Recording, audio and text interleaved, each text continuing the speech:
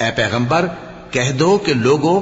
اگر تم کو میرے دین میں کسی طرح کا شک ہو تو سن رکھو کہ جن لوگوں کی تم اللہ کے سوا عبادت کرتے ہو میں ان کی عبادت نہیں کرتا، لیکن میں اس اللہ کی عبادت کرتا ہوں جو تمہاری روحیں قبض کر لیتا ہے، اور مجھ کو یہی حکم ہوا ہے کہ ایمان لانے والوں میں ہو جاؤں، اور یہ کہ اے نبی سب سے یکسو ہو کر دین اسلام کی پیروی کیے جاؤ اور مشرکوں میں ہرگز نہ ہونا، اور اللہ کو چھوڑ کر ایسی چیز کو نہ پکارنا جو نہ تمہارا کچھ بھلا کر سکے اور نہ کچھ بگاڑ سکے۔